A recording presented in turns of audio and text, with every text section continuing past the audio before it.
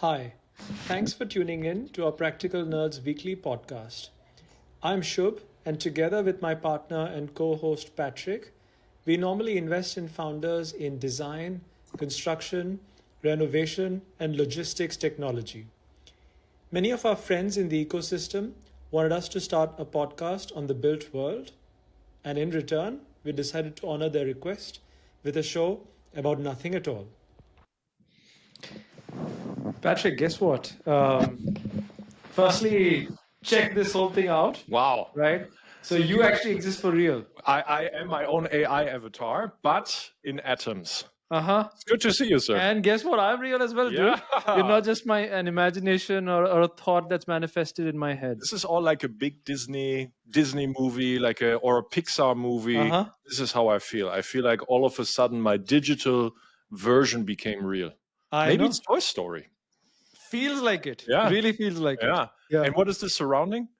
It's one of the rooms in our office, believe it or not. We do have an office. Yes. Huh. It's again atoms wrapped in projects, or we wrapped it in a project several years ago. We did. Actually, that story I don't think we ever shared. So how we got to this office. So when we started Fundamental, we got an office. So this was pre-COVID. So commercial office space in most of the metro areas worldwide was still. It was expensive. It was highly utilized, and so we got this space at a time when the owner, which is like the whole building is like a small multi-family home in the middle of Berlin. It's owned by a lawyer family that is living in the city, I think, fourth generation. So the owner is fourth generation. And he renovated the entire space. And we got to see it when it was completely stripped bare bones. And he was just putting the floors in. And so that's when we basically put an option on the space. And we got to co-design it together with him. Great landlord. We were very lucky. And actually, what you see in the background here, Shub, I don't know if you remember that one. I do. So this is actual newspaper from, let me tell you, 4th September 1960. Wow. So almost 65 years old. Because that's what people did back then. They actually literally used newspaper pages as a foundation for the wallpaper. And so when we stripped the place down, this is what we actually found. And we said, no, actually, let's keep it. And so these are all headlines from 1960. These are some job ads that you had in the newspaper in 1960. So yeah, you can go a trip down memory lane in this. Yeah, in this and I think maybe in some other episode we'll try to cover other parts of the office, but that's an aesthetic we've gone for. Basically, the entire office looks like a construction site in varying stages of completion. Yeah. Well, it's good to finally be here and see what our office looks like. So thanks for having me. I know. Yeah. And Patrick, I mean, it's crazy. I mean, we're now on the 64th episode, right? And I mean, just as a quick recap of what we've been doing at Practical Nerds and where all we've been, we've covered the US a fair bit of times, we've covered India, we've covered France, we've covered Latin America, we've covered Africa, we've covered Australia, right? Believe it or not, we haven't covered Germany yet, which is crazy. How can we not? Which is crazy considering, both you and I call Germany our home, and yet it's taken us 64 episodes to get here. I would say we just waited for the right trigger. Maybe that trigger has recently come, and maybe now it's time to talk about the country. Yeah, or maybe we just needed to do this holding these cool mics and whatnot. Yeah. We're not going to reveal why we're actually in the office today. So there's a trigger for that as well, but that's not for this episode. But you're right. I mean, Fundamental is a global fund. We are investing across the world. And within Germany, our portfolio, I have to double check it. I should have done it ahead of the episode, but maybe it's 5 or 6 portfolio companies. So it is an important market for us. Yes. But not just for us, also for construction. So Germany is the 3rd largest economy worldwide. That's right. There's not a single US state, not even California, that is bigger than Germany in terms of economy. So clearly it's an important economy, and it deserves its own episode. I would say it's also an interesting construction tech hub. It has yielded some very interesting, let's say, pockets of excellence. Let's call it old school, maybe competence centers around energetic renovation, for example. So I'm sure we're going to touch upon that. And then I mentioned the trigger. So the trigger is that Germany has elected Yes. a new government. With that, it looks like it's going to get a government that gets $1 trillion war chest. Trillion euro, maybe? Trillion euro. You're exactly Yes. right. And now So trillion euros. 1.1 trillion US dollar, Yes. according to the current FX Yes. rate. Thankfully, or at least at the time of the recording, the delta between $1 trillion and €1 trillion is quite substantial. Yeah. So the sarcastic person or cynical person in me would say, hey, that's a slow weekend on AI venture land. But for construction and construction tech and infrastructure, that might be hopefully very substantial. So these 1 trillion euro, they don't all go into construction. About half of that goes into the construction of infrastructure, of new buildings. Yeah. Including data centers, but not limited to data centers. The other half will go into defense, which also a portion of that will actually then be rerouted into construction, because you have to make highways fit, you will have to build supply chains, infrastructure in terms of tunnels, bridges, to basically increase the defensive net readiness of Europe, specifically Germany, and the construction of new factories that build defense goods. So a large portion of this 1 trillion over the next 10 years actually goes into economic sectors that construction technology and our startups that we cover as part of this community will touch upon. And that's great. And I want to start us with just a benchmark, perhaps. So it's very easy when you do benchmark to just go by where are the big headlines, and the US oftentimes sets the benchmark for many things. We look oftentimes towards the East, very interested in China, for example, because China is in the end the construction and infrastructure specifically, construction market, but India too. And the Modi government, Shub, in 2024 and 2025 has invested, if my memory serves, 150 billion into infrastructure. Is that the right number? That's correct, yes. So what exactly has happened in India? What was it spent upon? So this would be stuff like roads, bridges, ports, new sort of rail infrastructure, bringing more and more cities, connecting them to the highway and roads network.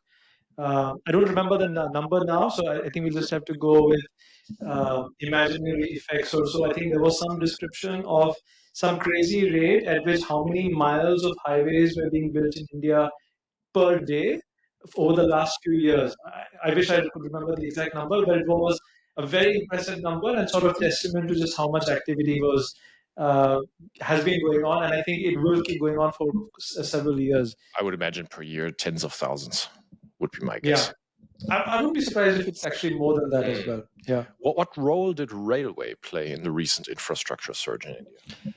Look, so I think the problem we've had, and which still largely persists, is it's a large country, but with not as much connectivity both on road and rail as it does. So what happens is some of the resource-rich parts of India, for example, where a lot of mining or mineral production takes place or where agriculture takes place, it's not the same as the population, whether the dense population centers. And the reason why that realization is important is your consumption centers are generally well connected with highways, etc. But if you try to source raw materials or agricultural goods or take them to processing centers where the capacity of the road or rail network is very limited, that's sort of like the what defines the throughput of the entire supply chain, because you're limited by the smallest or the part of the supply chain which has the least capacity. So once you bring more and more of them into highways, rails, ports, etc., you kind of boost the capacity of the entire economy to function at a higher throughput. You get goods moving faster. People don't have to assume that it's okay for things to take longer to get there. And the longer you make things wait, you obviously create more and more planned and unplanned reasons for inefficiency to creep in. So I think a lot of that gets removed when everything is part of a single, easily connected network, which has higher throughput than before. So lots of transportation infrastructure that serves both population as well as the transport and flow of goods.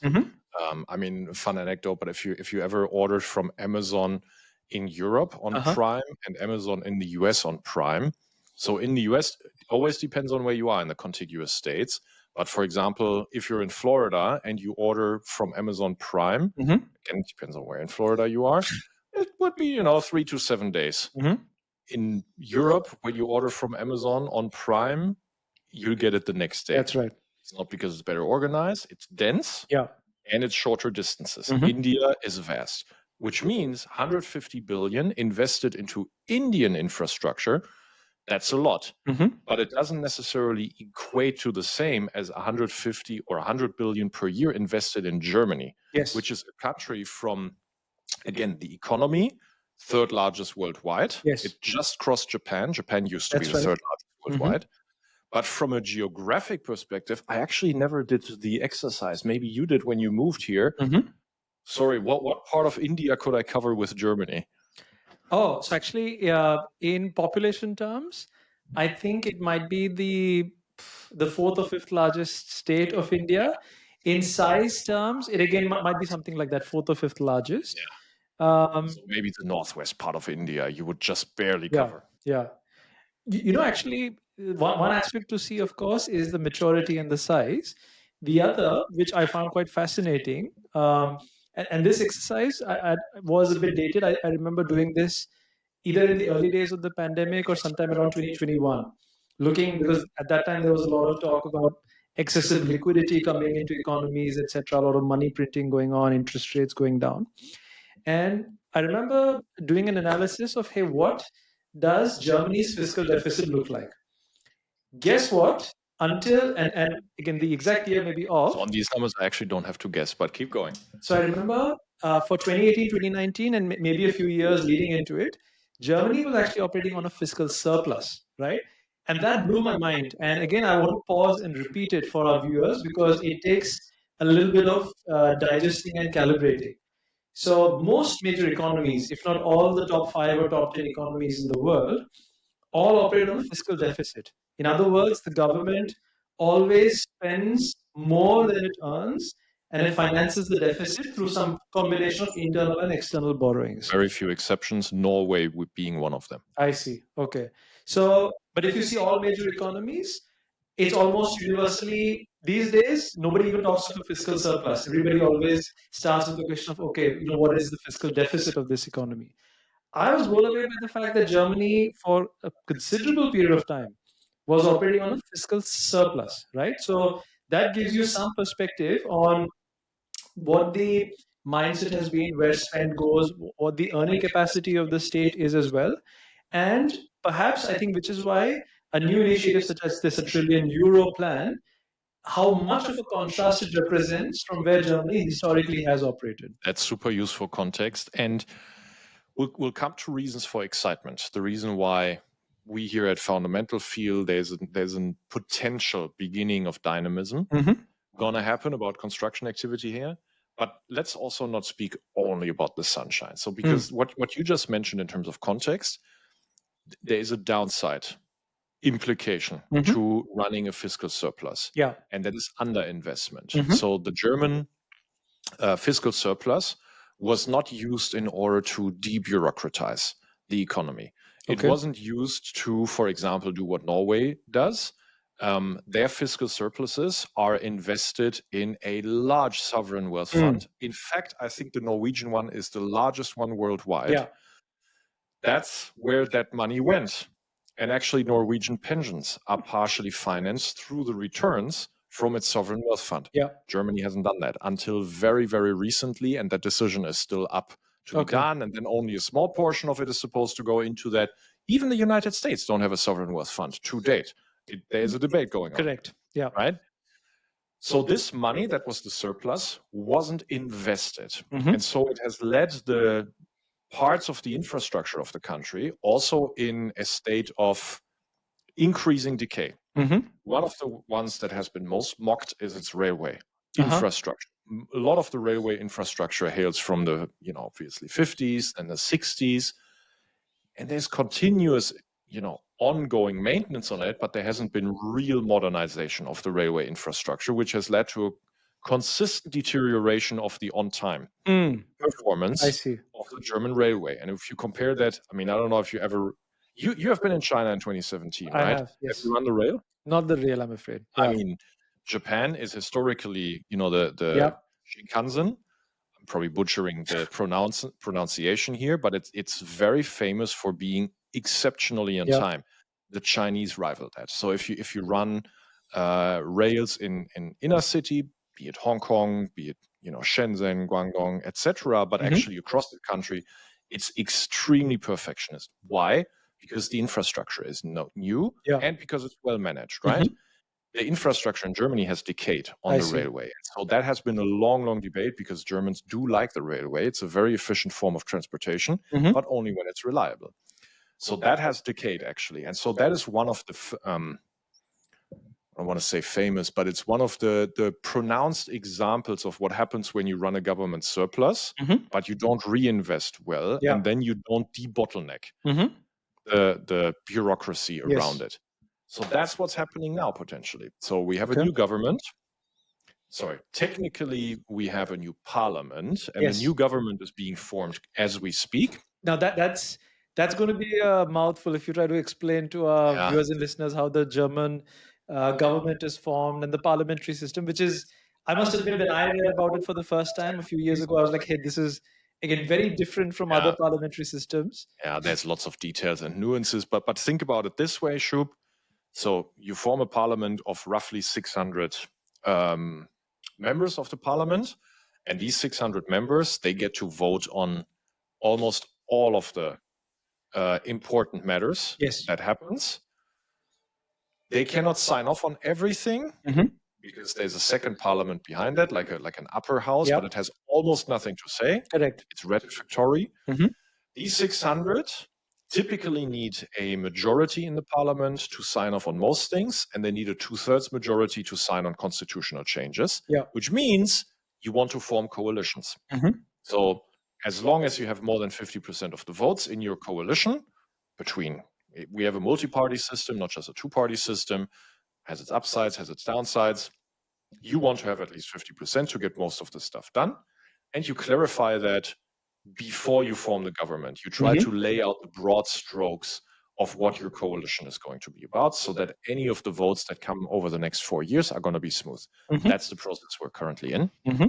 But they already actually set up the €1 trillion infrastructure and defense fund. That thing is done. That's already through the parliament. It's done. The only question is going to be about how do we execute this? How do we allocate the money in details?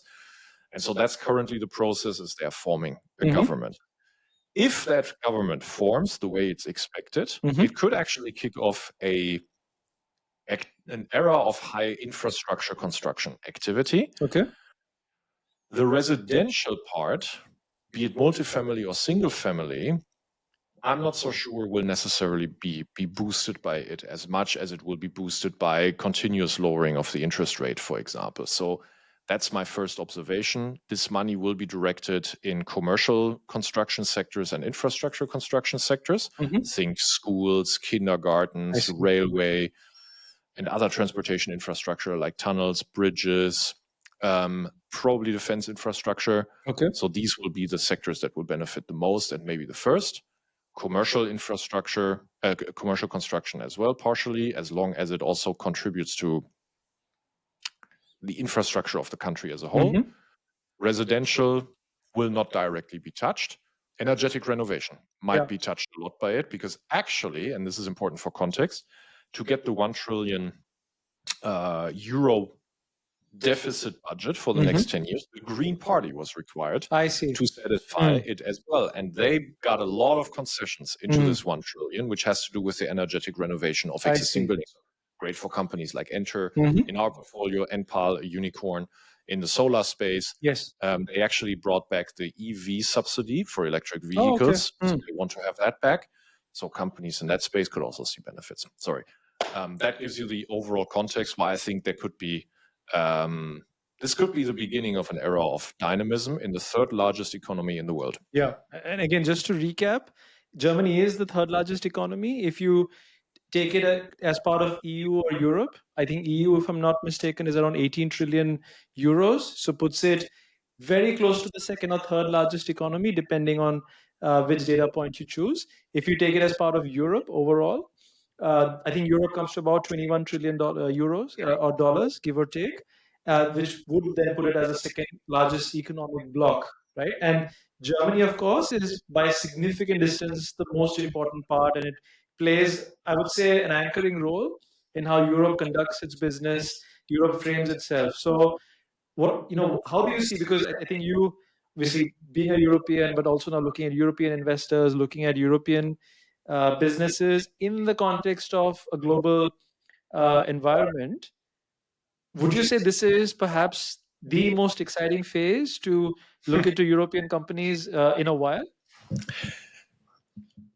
So the in a while is the important qualifier. Then I will say yes. Okay. I'm going to give you a slightly academic. No, it's actually not academic. It's just coming from experience. So I'm 41 now. I was born 83. Okay. Child of the 80s. You cannot deny it. You're also a child. I'm of also the a child 80s. of the 80s. Yes. You're just slightly, barely younger than me. But anyway, Okay. you're also a child of the 80s. So what that means, I mean, I consider myself very young, and there's lots in this world that I haven't seen yet that will still happen. But when it comes to how Europe acts, how it evolves, I've noticed a pattern. And this pattern is two implications here. One, Europeans tend to take very long for very direction-changing decisions, but once they have taken them, they implement them with force. That's important because I've noticed the following pattern. In my lifetime of 41 years, I have seen 3 such instances where Europeans then actually made very strong direction-changing decisions and implemented them with force, and that has an implication for startups in construction tech. The first one was 1990, the German reunification. It was a long time coming. Helmut Kohl, the German chancellor at the time, longtime chancellor of 16 years, was working on that for a long time. Mikhail Gorbachev on the Soviet side, he obviously helped with that a great deal. Ronald Reagan thinks he helped a great deal, whatever you think of that. And as a world together, we made the German reunification happen. That boosted an era of deficit spending at the time, of infrastructure investment in East Germany, actually, which has been over the years as big as the one that we're now talking about. That boosted the economy a lot. And that was the first time in hindsight, in my lifetime, that Europeans took a very bold strategic direction-changing decision and then implemented it with force. Made all the bureaucracy changes, made the parliamentary changes, policy changes, infrastructure investments, etc. 1990. The second one in our lifetime was probably around 2000, 2001. So the big internet crash. So again, Europeans were also hit by that, not as strongly as the market was hit in the United States, but also here, people were over-leveraged in that market. And so that threatened pensions, it threatened the job market, which at the time was an employer's market. I mean, it's hard to imagine that today, but it was an employer's market. So actually, employment rose, and that puts a risk on your taxes, all of that. So the German government, very decisively at the time, implemented a change of its pension system, which basically decreased the cost basis for the country, increased the time that the population would have to work, and in that way basically made the whole fiscal system fit for the next 20 years. And that led to an era of prosperity up until about 2007, so a couple years. That's the third change, right? So what happened in 2007, 2008? Well, the big financial crash happened. We can get very deeply into, mortgage-backed loans and all of that kind of stuff that happened then. But the fact of the matter is, again, the US over-leveraged on some of its asset classes and the overall Wall Street implications that came along with it. That had an impact on Europe as well. Some European countries were very over-leveraged, like, for example, Greece and Portugal. Germany was fairly healthy, but it was impacted as an export nation. So under Angela Merkel, the German chancellor at the time, the whole European Union came together and basically created an era of fiscal response with responsibility within Europe. And part of that was also, hey, let's save more than we spent, with the downside implications of not investing in your infrastructure, etc. Again, a big direction change implemented with force that then led to, again, an era of prosperity. Europe, and specifically Germany, was actually coming out of this crash much faster than the United States because it dropped less and because it grew more quickly from very decisive policy action that made sense for the country. And that then culminated in, now closing the loop, the years that you had mentioned, 2018, 19, 20, of fiscal surplus. Now, why am I telling you this whole story so long? Because this is a European pattern, and specifically a German pattern. When things are stable, they don't implement change. They don't make bold decisions. But when times change, when there is a Zeitenwende, as we say in German, and a change of times, they implement decisions with force, they execute them with force, and you will have 4 or 5 years of prosperity at least ahead of you. And this is the 4th time in my lifetime that I'm looking at the exact same thing, and that's why I'm optimistic. I think just to add to or to provide a backdrop for why this may be a time for new or maybe heightened optimism, I think another thing to point out in the phase from say 2007-8 until now, if you compare the German economy versus other major European economies, the likes of UK, France, Spain, Italy, etc., and I encourage our viewers and listeners to do this. If you see how the GDP, the size of the GDP has evolved, you'll find that Germany has actually, at least until 22, 23, thereabouts, shown a consistent trend and increased growth rate, especially in the early years, but been quite steady as a compounder in its GDP. Whereas in some of these other major economies, most of them, if I recall, are still in nominal terms, Patrick, not in real terms. In nominal terms, are not yet at the GDP size they were at in 2007. Very important observation. Yeah. So I think the reason I think Germany is as important as it is by itself and also within Europe, the trend seems to show that it has even more of an important anchoring effect and seems to if let's say there is obviously this stereotype against Europe being a very slow market, not really getting going, etc. But and I think that the stereotype is not false per se. But if you look at the data, Germany seems to actually be differently placed structurally, and there's enough data to show that it can go in a much more positive direction even when its neighbors, etc., are going differently. And it goes in growth spurs. So that's exactly been my lifetime experience. It goes in these growth spurs where it takes the major policy decisions, and they typically are the right ones. No decision comes without trade-offs. That's what I'm trying to highlight is, hey, if you go into fiscal surplus, infrastructure. But then the growth spurs happen. We're going to see another 4 to 5 years at least of a growth spur. They have capital for 10 years now. So perhaps that's what helps. I do hope that they will go into debureaucratization as well a little bit. It's a tough word, by the way. I'm not sure if I'm, as a German, debureaucratization. Is that a thing? I think so. Yeah. Let's go with it. So let's hope that goes along with the investments, because that will make investments hopefully more efficient. And so we're looking at that growth spur again. So I'm quite hopeful in that sense. And so as a construction tech hub, in my opinion, France is a very, we talked about France as well, is a very exciting contact hub in Europe. But Germany shouldn't be underestimated. It has built a competence cluster around energetic renovation. Outside of our portfolio, Enpal, ENPAL, is a company that was founded in 2016, early 2017, and has become, I would say, maybe worldwide even, the reference for rooftop solar renovations and installations. Company out of Germany. I don't know their latest numbers, but if I remember correctly, it was about $1 billion in revenue. Okay. But I want to be fact-checked on this one. I think it's definitely a unicorn, multi-unicorn. So it's a very relevant company. They also claim to be operating profitable. So, make of that what you will. You have to double-check a little bit or contextualize, but overall it seems to be a business that works. And that has created an appetite in the market, or helped with an appetite in the market, as well as created a talent pool around it. And, also it created more peers in the category. Yes. It has led to a new generation of companies entering our portfolio and others, where Germany has sort of a pioneering cluster of construction tech. So next to France, it has its own kind of claim to competence. And I think even with Enpal, to the extent that we have understood the model and seen their playbook in action, I think we also found that is a model worth emulating for other companies in completely different parts of the world. So I think that's also pretty cool. I think we've described quite often many other countries as being call it net exporters of ideas and models, I think Germany is not to be underestimated. There have been examples which I think are leaders and forerunners in that sense. If you want to criticize the Europeans, I think you shouldn't criticize them for being slow or being uninnovative. I actually think that those are very lazy observations.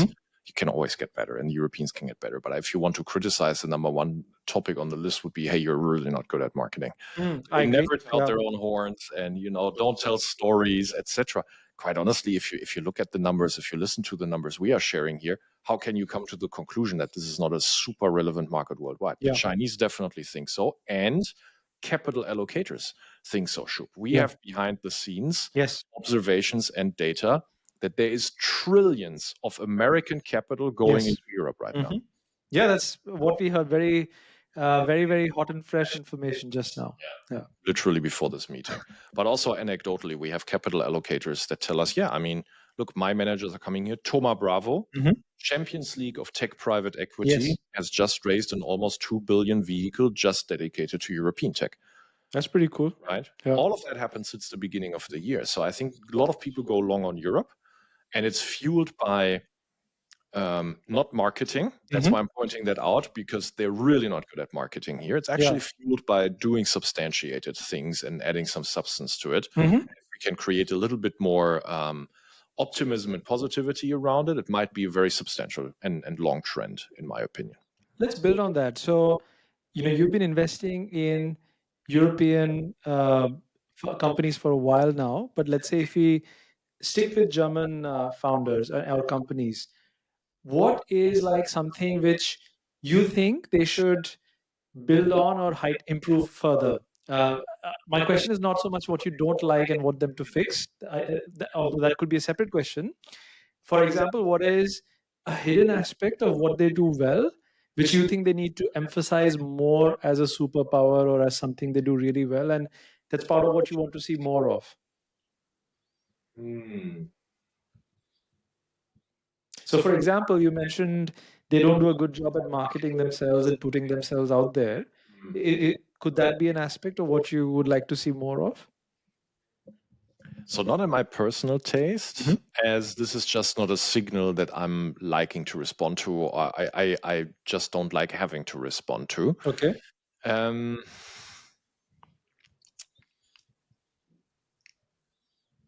I think one of the perhaps more hidden and less obvious traits of the best German founders is they tend to be excellent at making multiple bets at the same time and managing those. So I have noticed how tendentially the greatest teams in our space out of Europe, they build scalable organizations. They build machines that can take multiple bets. Now, mind you, Shub, that doesn't mean that the bets always play out. Okay. I mean, if they all play out, then most likely that tells me, hey, you're not shutting them down efficiently enough. Because statistically, it's not going to happen that way. But I've noticed in multiple German unicorns, sunicorns, inside the portfolio, outside of the portfolio, where they build super great engines for making bets and then deciding which bets to scale. It might come from the Rocket Internet culture originally. It might have created that kind of ecosystem. I mean, there's very bipolar opinions about Rocket and what Olli Samwer and the guys built, and it's become quiet about that. But it has built a multi-project management, multi-bet execution type culture within local talent. And I'm seeing that in the current generation and vintage of inside construction tech and outside of construction tech companies. Enter is such an example. So the Enter guys have a way of constantly having bets on the table that they shut every month down, that they launch new ones. NPAL, I know that because I backed NPAL founders. They do the exact same thing within NPAL. I'm sure, we could go through a long list of examples here. That's not the point. People will agree when they hear this. I would say that's one of the hidden aspects that they are really, really good at, secretly good at. Now, you also have to be great at then shutting them down. That's very important. Otherwise, you just become defocused. And you've been here, though. I mean, Shub, when did you move here? 2018? 2018? So a while. And I would say before COVID, it was only like you were only here with one foot because you were traveling so much. You also have part of your life in another region. We're not going to reveal where that is. That's private. But since COVID, you spent a lot of time here. Because travel patterns changed, etc. What do you think? I mean, what do you notice as sort of someone that came here and has a fresh perspective on About things? German founders and businesses. So I feel it's part of my observation about German professionals and the German style of thinking. I think so. For example, if you compare with, say, the Indian way or the Asian way, a lot of that is, hey, you know what? So let's go with the typical VC description of describing a 0 to 1 or 0 to 100 journey. So I think a lot of times the thinking is in India, for example, would be, hey, let's just somehow find a way to whatever it takes, get from 0 to 1, or maybe even 0 to zero point 0.5. Once you've got to 0.5, we'll see what makes sense, and hopefully it's revealed to us what the path is to go from 0.5 to 1, which I guess somewhat relates to our points about execution mode and so on and so forth. Um, and that's kind of what it goes. There are some positives there, but there's also some negatives there. You could be a little too tactical, and you may be defocused, too reactionary in your approach. I find that in German founders, businesses, professionals, when you're at point zero, there will be a lot of thinking about not just 0 to 1, but hey, what will each step look like? Okay, we'll go from 0 to 1, then what does 1 to 2 look like, 2 to 10 look like? There'll be a pretty good planning. And then when you have a high degree of confidence, that's when you'll embark on the journey. Again, I think there's positives and negatives. The positives are, if you have actually thoroughly done an exercise, you can, as you rightly said, you can attack it with great conviction, especially if you don't get any negative feedback or negative rude shocks. You can keep going and executing relentlessly with confidence. And I find that coming through in people and professionals, in the way businesses also combine planning and execution. But it obviously bakes in a big assumption, right? That you have somehow preempted everything that could go wrong, etc. And I think then I find that if in doing that, suppose in going from 0 to 1, somehow you've got some different feedback to what you planned. I think that changing of the course sometimes perhaps takes a little bit longer than, for example, how we see in other regions. But that's the trade-off. That's how the thinking process seems to be architected differently. I think that's bang on. And I think also, by the way, that's a little bit culture, whatever the behaviors that you've been trained upon. But I think it's actually because the speed with which you can iterate with your customers and feedback in high growth economies, that cycle happens quicker. Yes. India is a very high growth economy. So the amount of feedback that I can get in the same amount of time, it's just so much higher, right? And of course, it will vary by subsegment and type of model, etc. Sure. Right? But in a more mature economy that grows 2% year, I mean, you're happy if you have 2% year over year. So let's say 1% year over year. If Right? nothing else, at least it's not boosted by too much fiscal deficit. That is, I mean, the next years perhaps. Oh, but, okay, fair enough. Yeah, historically recently. So maybe 1%, 2%. That's not an economy that feels like, oh my God, so much is changing all at the same time, and everybody is like constantly running, and that's why we're constantly quickly interacting. It's not like that, right? And so that also means that you have to find hacks as a founder in a German economy, other mature economies as well, where you can very quickly iterate and very quickly gain the primary information to make prime decisions, right? So go back on that one. So yeah, 62 or 63, yeah. Tell me, this. I want to build on that. So, as an investor, right, and you can answer either from an investor lens or a founder lens. If you are in that sort of situation where the economy, which is large, mind you, so that itself gives you, for good reasons, a vast canvas to play on. So if you succeed, you can win in a large market. But when you're dealing with a situation where the underlying economy is growing relatively slowly, so what other tricks or hacks or methods do you look for as an investor, or you'd advise founders to consider to win in Germany, to sort of hack their way to rapid venture style growth? I'm not sure I have found a universal hack that works. It would be very case by case. And I would say it starts with pick a market that actually allows you to extract that, pick a segment that allows you to do that. In many ways, Shub, I think so. We think we have an infra market for Europe in our portfolio, Yeah. 4-year-old company. We've never announced it and will continue not to do that.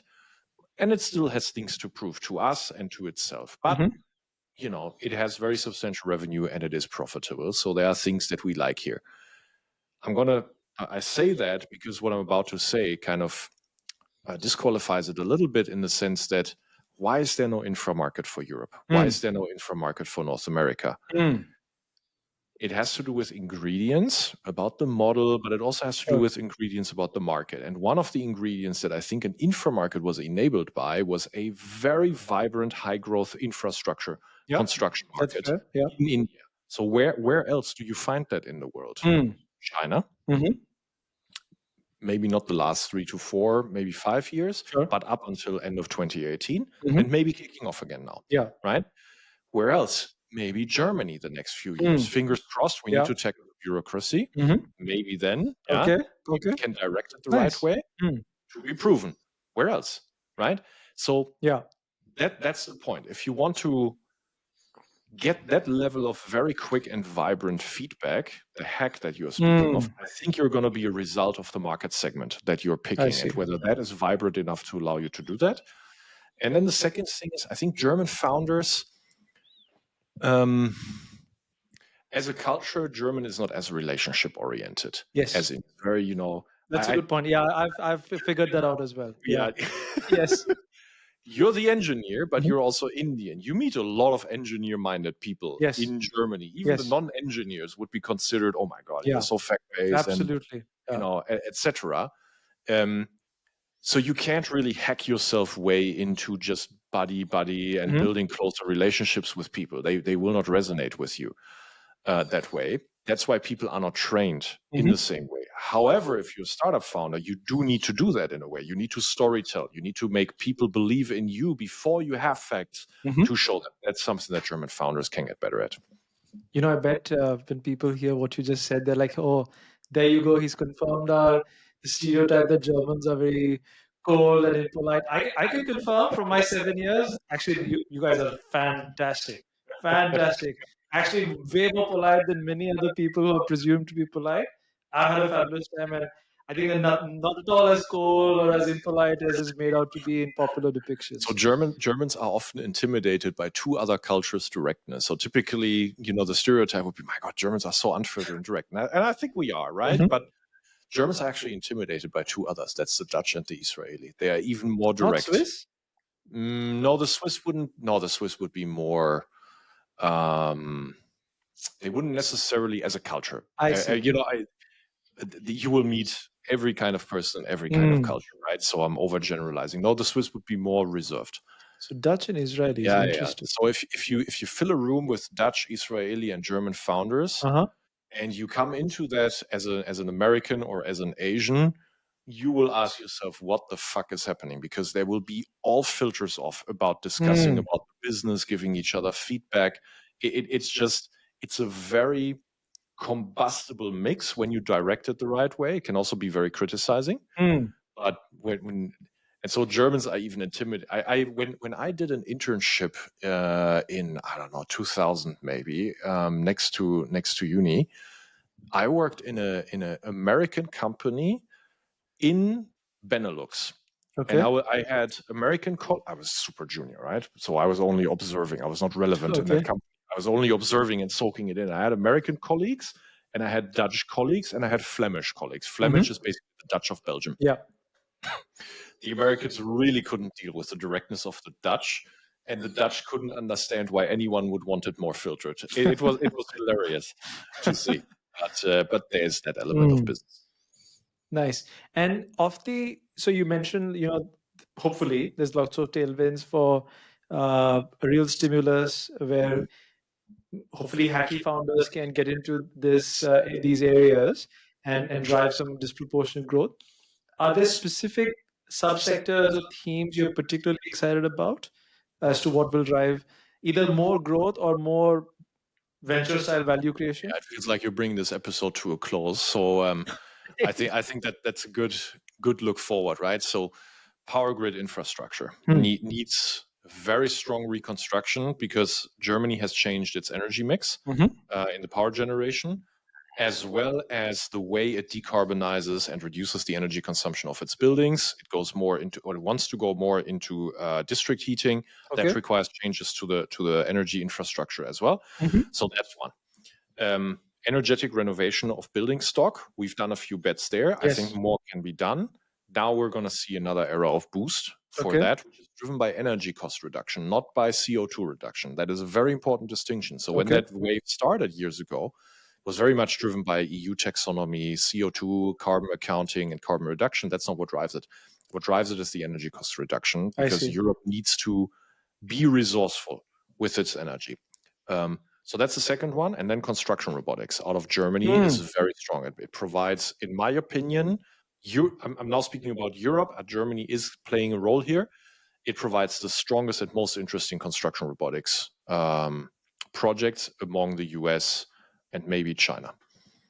Oh, interesting. Maybe that's something we should be doing an episode about in the near future. Yeah, that'd be great. Yeah, construction. I mean, not just construction robotics in general, but Germany vis-a-vis construction robotics and possible plays of how it internationalizes versus the other geographies you mentioned. Now, if this was more of a generalist investor podcast, you might hear things like contractor software, SMB roll-ups, SMB contractor roll-ups, because these things do go on. Okay. It's just not spaces that I feel you can make a lot of money necessarily as a early stage investor. These are changes that are happening in the economy, though, and so they should be mentioned. And does a part of you feel a sense of, I don't know, nervous excitement or even dread that, hey, suddenly a lot of spotlight is falling on Europe and mostly on Germany? It is the beginning of a virtuous cycle, or hopefully a virtuous cycle and a sustained one. Could it also start unnecessary hype and money going in the wrong places and opportunities getting missed that way? I'm not afraid of that just because of my 41 years in the cycles that I've seen. I haven't seen the immensity of that risk play out in this context. Now, as we know, history doesn't predict the future. So from a first principles perspective, I can understand where you're coming from. It's just that I don't think the DNA of this continent is necessarily helping with that immense of a, let's say, marketing overshoot. However, it could be that the investment that goes into the continent, partly domestically, partly internationally, FDI that goes into the continent, is misdirected. It's not perhaps going into the right places, allocated well, and fostering fast implementation. Bureaucracy can still make it too inefficient and too slow. So we'll have to find a way to tackle that very efficiently now as well. Yeah, so that's something that I would recommend everyone monitor the next year, how the policy shapes up. And then I think we'll have a good sense of direction of whether that gets tackled as well. And then we have money plus efficiency. I mean, it seems like a redundant question to ask after everything we've discussed, but would it be fair to say in Europe, by far the most exciting market would be Germany? France and Germany for me. Yeah, I think France has just been really good for construction tech founders. It has a very strong local domestic economy that is very tech adoptive since Macron first became head of state, and which is now 6.5, 7 years ago. So he has really shaped French tech a lot, and how the French enterprises, the construction market interacts with Contech. And that has helped obviously create very strong talent pool. It has created that virtuous flywheel that we keep talking about. Also, France is home of Mistral, which is sort of the OpenAI of Europe. That creates, again, upsides, downsides. There are trade-offs. It creates attention. It creates talent. It also creates inflation and salary cost. So I would say, France and Germany probably, but for some segments. So in France, for example, I would, we have a fantastic fintech for construction tech in France.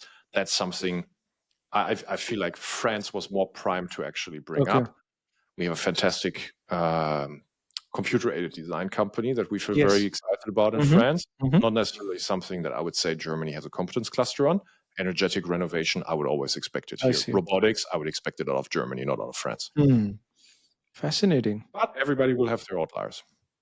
Yeah. I mean, it seems like if hopefully, if things play out well, it's going to be a very exciting few years for construction tech companies and for us in particular. And I'll leave you with this note: because customers will adopt now, because money is being freed up, there will happen more and more lighthouse adoption. And capital well allocated and executed attracts more capital. Yes. That's the flywheel, right? Yeah. And so if you allocate it and then you execute, that's what they have to do here now. It will attract more capital because customers get adoptive, talent gets here, etc. So for international companies, American companies, Asian companies, this is an exciting market, a demand market to actually tap into. I mean, I'm talking to American software companies, Canadian software companies as well, that have acquired the first European customers because all of a sudden it goes quicker than last year. Yeah. And because they have more of a resource allocation towards Europe. So I think from that sense, it's also relevant in an international context.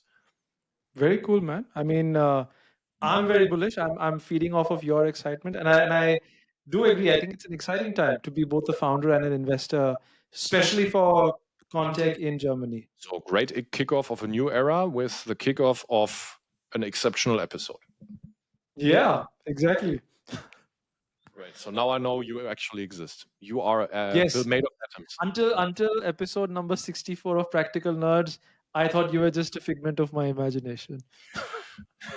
In fact, I was not sure even I exist as well. I thought we were all just like some ideas roaming around in a third person's mind. Oh, I like that I live rent-free in your head. Nice. Very nice. Okay, thank you, sir. Thank you. See you soon.